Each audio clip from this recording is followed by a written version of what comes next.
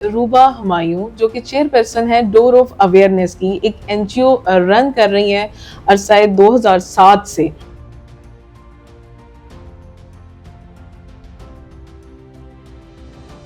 हैं, गार्ड्स हैं, ड्राइवर्स हैं, ऐसे लोग जो हैं वो हम्म। बच्चों को स्कूल भेजना अफोर्ड नहीं कर रहे होते महंगे स्कूलों में।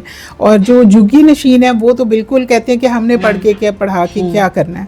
तो उन्हें फिर उनका माइंड बनाना, उन्हें खाने का लालच दे के स्कूल में लेके आना बच्चों को जी, क्योंकि उन्हें तो ये भी बाज़ औक़ात नहीं पता होता कि पढ़ के कोई फ़ायदा भी होगा कि नहीं। वो कहते हैं हमने पढ़ के क्या करना है, खाना पीना है, बस मांग लेते हैं, खा लेते हैं। तो इस तरह से उनका माइंड चेंज करना बहुत बड़ा चैलेंज है हमारे लिए। और जब उन्हें हम खाने के लालच में स्कूल में बुलाते हैं तो वो अल्हम्दुलिल्लाह पढ़ते भी हैं हमारे साथ और बहुत उनमें चेंज भी आता है। हमारे पास एक लड़का लड़की आए कि हमें हमारी आप अरेंज मैरिज करवा दें।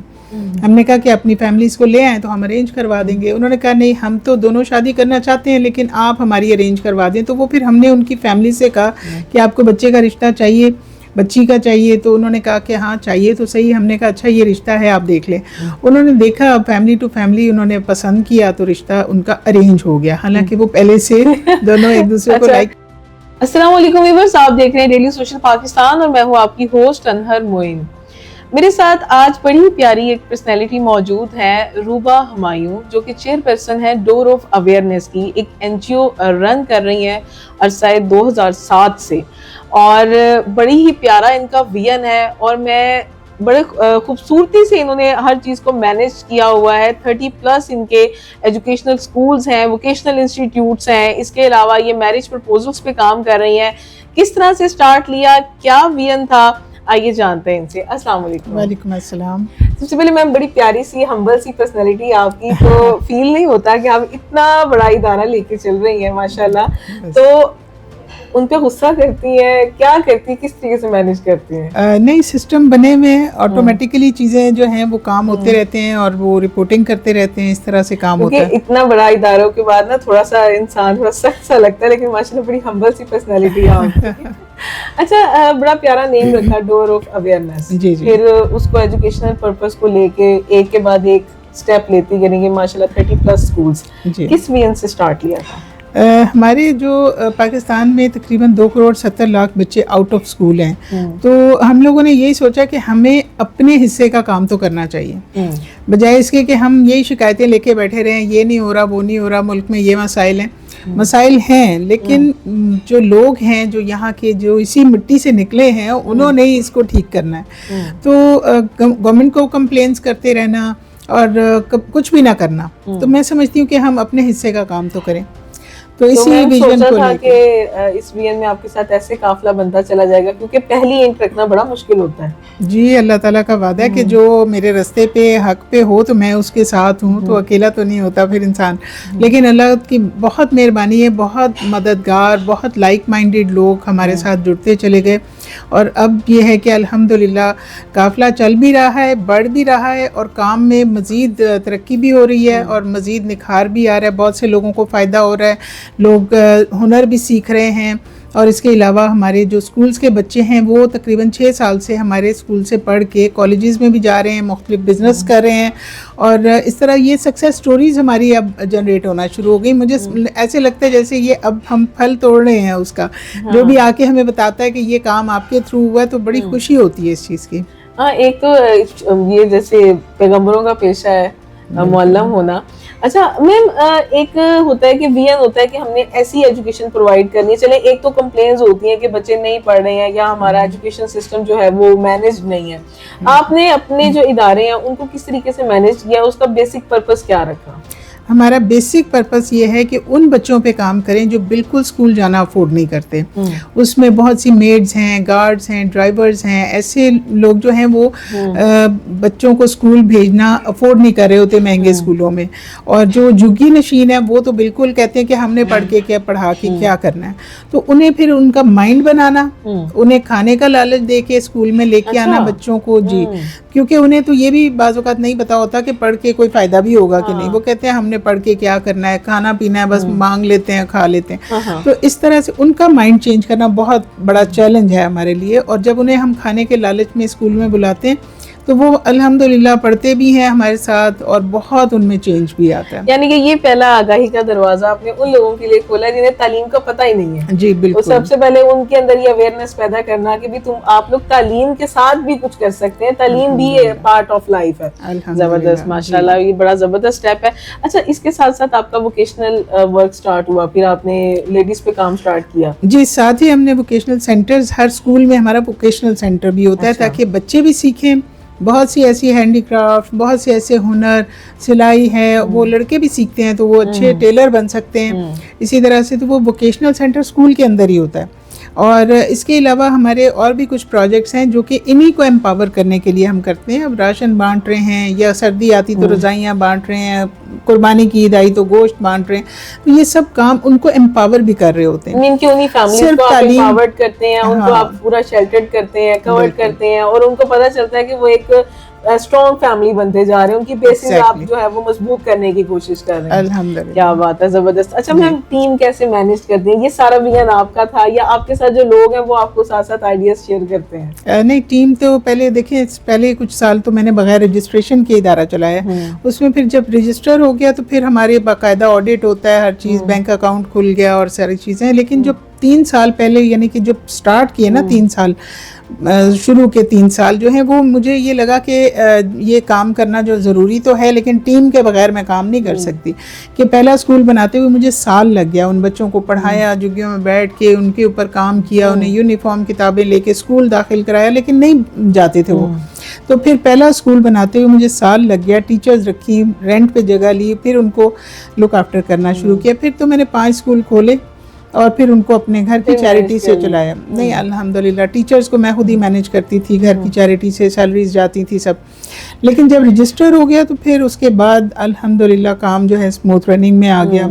और नए स्कूल जो है मेरी टीम जाके खोलती है, और भी चीज़ें जो हैं, बहुत से वॉलंटियर्स मिल गए हैं, बहुत से इंटर्न्स आते हैं। सेट कर लिया हुआ है, वो हर स्कूल में चला जाता है, हर चीज़ जी, सेंट्रलाइज्ड काम होता है। यहाँ से हमारे हेड ऑफिस से सारे पेपर्स बन के जाते हैं, कॉपियाँ, किताबें, यूनिफॉर्म, हर चीज़ यहाँ से हमारी जाती है, एंड फ्री ऑफ कॉस्ट। हर बच्चे के ऊपर कोई किसी किस्म का बर्डन नहीं। हमने 16 साल टोटल 100% फ्री पढ़ाया। लेकिन अब अफोर्डिंग बच्चे भी हमारे पास आ गए जो कि ज़कात डिजर्व नहीं करते, तो उनके लिए फिर हमने थोड़ा सा चेक एंड बैलेंस रखने के लिए कि ऐसे नॉन अफोर्डिंग बच्चे आ जाएंगे तो डिजर्विंग के तो हक माशाल्लाह, यानी कि इस कदर मयारे तालीम आपने एडजस्ट किया हुआ है कि वो अफोर्डेबल एंड नॉन अफोर्डेबल एक ही जगह पे बड़े अच्छे तरीके से पढ़ भी सकते हैं और आगे भी मूव ऑन कर सकते हैं। ये तो बड़ा एक यूनिक सा प्रोजेक्ट हो गया अल्हम्दुलिल्लाह, क्योंकि हमारी क्वालिटी अच्छी होती है। तो जो स्कूलों में बच्चे जहाँ पढ़ रहे होते हैं वो फीसों वाला स्कूल होता है, क्वालिटी भी नहीं होती, तो वहाँ से छोड़ के वो फ्री स्कूल के लालच में भी, तो फिर हमने उनकी थोड़ी सी फीस इसलिए भी रखी है ताकि हमारे नॉन अफोर्डिंग बच्चे जो हैं वो ना कहीं स्किप हो जाएं।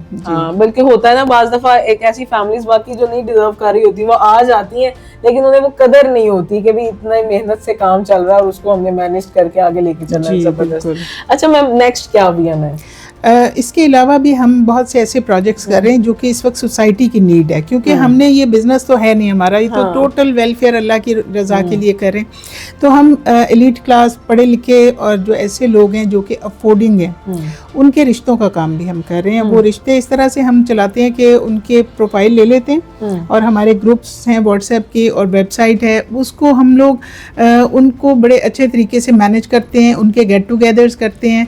और जब वो आपस में फैमिलीज को हम मिलाते हैं जो कि अफोर्डिंग फैमिलीज होती हैं, उनके रिश्तों के हिसाब से उनको मैचिंग को मिला देते हैं फैमिलीज को, तो फिर वो घरों में जाते हैं और उनके रिश्ते फाइनल हो जाते हैं। तो अच्छा, एक छोटा सा यहाँ पे सवाल ऐड करना चाहूंगी मैम, बहुत सारी ना रिश्ता एप्लीकेशंस खुली हुई हैं, फेक एप्लीकेशंस, मैं उनको फेक कहूंगी, ठीक है? आपने भी इस चीज को फेस किया होगा, आपके पास शायद ऐसी शिकायत भी आती होंगी कि हमने फलानी ऐप से रजिस्टर्ड किया था और वहां से एक फेकनेस का एक सिलसिला शुरू हो गया। फिर ये जो है आपस में आजकल एक नया टर्न आ गया जी, पहले मिल लें, लड़का लड़की को जो है वो बाहर जो 2-4 दफा घूम लें या ऐसा कुछ कर लें। तो यहाँ पे मेरा ख्याल है कि वो कल्चर को स्टॉप करने की कोशिश की गई है कि फैमिलीज ही यहाँ पे एडजस्ट हो, या कोई सिंगल पर्सन आपके साथ अट्रैक्ट होने की कोशिश करे तो आप उसको भी चांस देती हैं? नहीं, हमारी कोशिश होती है हम फैमिलीज़ को ही टाइम देते हैं, क्योंकि फैमिली जब फैमिली टू फैमिली मिलते हैं तो एक अच्छे तरीके से एक पाकीज़ा से माहौल के अंदर वो बातचीत करते हैं और फिर बाद में फैमिली एक दूसरे के घरों में जाते हैं। जहाँ तक अकेले पर्सन की बात है तो वो ये करते हैं कि अक्सर होता है कि उनकी शादियाँ हुई होती हैं, वो आके तो दूसरी शादी के चक्कर में होते हैं कि चलो हमारा यहाँ से भी एक रिश्ता फाइनल हो जाए। तो हम इस तरह के केसेस में बहुत एहतियात करते हैं ताकि कोई धोखेबाजी ना हो और जेन्युइन सीरियसली फैमिली आके मिलेगी तो वो कंपैरेटिवली प्योर होने के लिए ज़्यादा उसमें चांसेस होते हैं। लेकिन अकेले जो हैं लड़का लड़की को हम नहीं इस तरह मिलाते हैं, क्योंकि ये बड़ा ज़रूरी होता है। या जितने भी रिश्ता सेंटर्स ओपन हुए हैं वहाँ पे ये बड़ा इशू है कि दूसरी शादी वाले हजरात पहली शादी से भी पहले पहुंचे होते हैं कि भाई यहाँ पे जिसके रिश्ते हैं ना वो पहले हम पकड़ लें, और अजीब किस्म का उन्होंने एक मैस सा क्रिएट कर दिया डिफरेंट एप्लीकेशंस के थ्रू। नहीं, हमारा सिस्टम तो बहुत इजी है, लेकिन हम लोग सीक्रेसी बहुत ज़्यादा रखते हैं कि यार एक का प्रोफाइल जो है सीक्रेट रखा होता है, जो आता है उसकी रिक्वायरमेंट के मुताबिक हम उनके रिश्ते उनको बताते हैं और इस तरह माशाल्लाह रिश्ते बड़े आसान तरीके से हो जाते हैं और फ्री में मिल रहे होते हैं तो लोग बड़े रिलैक्स होते हैं कि यहाँ कोई फ्रॉड नहीं होगा कि पैसे लेने के लिए हम कोई झूठ सच मिलाएंगे। जो इन लोगों ने बताया उन्हें बता दिया, उन्होंने जो बताया, दोनों पार्टीज को हम डाटा ट्रांसफर कर देते हैं। ज़बरदस्त। अब क्योंकि आज के दौर में भी ये बड़ा ज़रूरी हुआ है अच्छे रिश्तों को आपस में एडजस्ट करना। अच्छा मैम, कोई ऐसी वाकया, कोई ऐसा एक्सपीरियंस जो आप समझती हैं कि इस पूरे टाइम में आपके लिए बड़ा ही रेयर था और वो आप भूल ही नहीं सकती? हमारे पास एक लड़का लड़की आए कि हमें हमारी आप अरेंज मैरिज करवा दें। हमने कहा कि अपनी फैमिलीज को ले आए तो हम अरेंज करवा देंगे। उन्होंने कहा नहीं, हम तो दोनों शादी करना चाहते हैं लेकिन आप हमारी अरेंज करवा दें। तो वो फिर हमने उनकी फैमिली से कहा कि आपको बच्चे का रिश्ता चाहिए, बच्ची का चाहिए? तो उन्होंने कहा कि हाँ चाहिए तो सही। हमने कहा अच्छा ये रिश्ता है, आप देख लें। उन्होंने देखा, फैमिली टू फैमिली उन्होंने पसंद किया तो रिश्ता उनका अरेंज हो गया, हालांकि वो पहले से दोनों एक दूसरे को लाइक करते हैं। ये वाली सहूलत मौजूद है जिनके पेरेंट्स नहीं मान रहे, तो ये सहूलत यहाँ पे ऐसा है और मेरे सिक्रेसी के साथ है। बिल्कुल ऐसे ही है, क्योंकि देखिए फैमिली को साथ लिए बगैर नहीं चलना चाहिए। जब बच्चे इस तरह से फैमिली को छोड़ के शादियां करते हैं, फैमिली का भी, पेरेंट्स का दिल टूटता है और दोनों फैमिली से उन्हें दुआएं नहीं मिल रही होती कम से कम। और अगर वो आपस में भी फिर सेट ना हो पाए तो फैमिली भी उन्हें छोड़ चुकी हो तो बेचारे बिल्कुल दरबदर हो जाते हैं। तो बेहतर है कि फैमिली को साथ लेके चलें और इस तरह की सहूलत भी हम दे देते हैं कि भाई ठीक है फैमिली को आप मनाएं और अपनी अरेंजमेंट करें। हाँ, बिल्कुल। अच्छा मैम, जब हम यहाँ पे अंदर एंटर होते हैं साथ ही आपकी एक थ्रिफ्ट शॉप बनी हुई है, ये क्या कॉन्सेप्ट है? जी, ये पहले तो हम गरीबों में फ्री कपड़े, चीज़ें वगैरह बांटते थे, लेकिन अब उसको शॉप इसलिए बनाया है क्योंकि जब फ्री देते हैं ना तो उन्हें कोई कदर नहीं होती। तो अब हम वहाँ पे थोड़ी सी नॉमिनल सी प्राइस रख के सेल करते हैं और यहाँ से जो पैसे जनरेट होते हैं वो भी हम इनके वेलफेयर के प्रोजेक्ट्स पे लगाते हैं। उससे ये होता है कि हमारे बहुत से फंड्स की शॉर्टेज जो है इस शॉप से पूरी हो जाती है। ये 2 स्कूल चला रही है हमारे। अच्छा, माशाल्लाह, जबरदस्त। यानी वही ना चीज़ों को एम्पावर्ड किया हुआ है, एक दूसरे के साथ अटैच किया हुआ है, कुछ यहाँ से कुछ वहाँ से, हर चीज़। माशाल्लाह सर, मैम बहुत ज़बरदस्त किस्म की मैनेजमेंट की हुई है। अच्छा, फैमिली की सपोर्टिंग क्या है कि बच्चे और ये घर वाले क्या सपोर्ट करते हैं? जी बिल्कुल, मेरे हस्बैंड बिल्कुल मेरे साथ हैं और मुझे अच्छे आइडियाज़ भी देते हैं, फाइनेंशियली भी सपोर्ट करते हैं। बच्चे भी मेरे साथ हैं क्योंकि बच्चे अब माशाल्लाह अपनी स्टडीज़ के बाद अपने कामों में लग गए हैं, लेकिन वो मुझे चैरिटी भी दे रहे होते हैं, आइडियाज़ भी दे रहे होते हैं और आके कभी कभी टाइम भी दे रहे होते हैं। लेकिन माशाल्लाह मदर तो खुद इतनी बिजी होती है कि हर चीज़ को मैनेज करते करते एक मल्टीपल प्रोजेक्ट्स को मैनेज करना, टीम को मैनेज करना। इस वक्त माशाल्लाह मेरा ख्याल है यहाँ पे काफी लोग मौजूद हैं इस इदारे में, लेकिन कोई आवाज नहीं है, हर कोई और काम कर रहे हैं, सारे अपनी अपनी जगह मैनेज्ड है। सो ये बड़ा खूबसूरत एक टर्न है कि कोई डिस्टर्बेंस नहीं है, कोई ऐसा इशू नहीं है। तो बहुत सारी एनजीओस काम कर रही हैं, बड़े बड़े लेवल पे काम कर रही हैं, बड़े अच्छे तरीके से लेके चल रही हैं, लेकिन डोर ऑफ अवेयरनेस एक यूनिक प्रोजेक्ट है, यानी कि असल में आपके विजन के मुताबिक आपको अवेयर कर रहा है, जो कि माशरे की असल जरूरत है। तो मैम, हमारी तो गुड विशेस आपके साथ हैं कि माशाल्लाह ये और तरक्की करे और आप प्रोग्रेसिव रहे हमारे माशरे के लिए। एक खामोशी के साथ माशरे को सुधारने की कोशिश है और हम सबके हाथ इनके साथ होने चाहिए। अगर कोई आगे बढ़कर यहाँ पे किसी बच्चे की एजुकेशन के लिए काम करना चाहता है, किसी के स्किल्स के लिए काम करना चाहता है, प्रपोजल्स के लिए काम करना चाहता है, तो वो जरूर डोर ऑफ अवेयरनेस आ सकता है। ये मॉडल टाउन में मौजूद है, ये जे ब्लॉक मॉडल टाउन में मौजूद है, 105 डोर ऑफ अवेयरनेस। बड़ा खूबसूरत सा सेटअप बना हुआ है, नीट एंड क्लीन सिक्रेसी के साथ। और आप अगर एक कदम बढ़ाएंगे तो आपको डेफिनेटली फील होगा कि आपका ये कदम किसी की फलाह के लिए, किसी की आसानी के लिए, और आसानियां बांटना ही तो हमारे दीन ने भी हमें सिखाया। मिलेंगे इंशाल्लाह आपके साथ किसी नई जगह, किसी नई बात के साथ। दीजिए अनहर मोइन को इजाजत, अल्लाह ने के बाद। अच्छा, इसमें एक चीज और ऐड कर लें, फिर ऐड हो जाएगा। ओके, रेडी क्यों? अच्छा मैम, डोर ऑफ अवेयरनेस सारी बातें एक एनजीओ है, एक फलाह है, ठीक है। कोई आपके साथ आपकी टीम का हिस्सा बनना चाहे या आपको डोनेट करना चाहे तो इसके क्या प्रोसीजर्स हैं? जी, वॉलंटियर्स हमारे साथ बहुत से अटैच हैं, बहुत बड़ी बड़ी माशाल्लाह हमारी टीम्स हैं, मैच मेकिंग में भी, और जो हमारे एग्जीक्यूटिव काउंसिल के 100 के करीब लोग हैं, और मैच मेकिंग में कोई 60+ लोग हैं जो कि एक्टिवली काम कर रहे हैं। और जो इंटर्न्स हैं वो भी आते रहते हैं, वो अपना टाइम देते हैं और हमसे सर्टिफिकेट ले लेते हैं।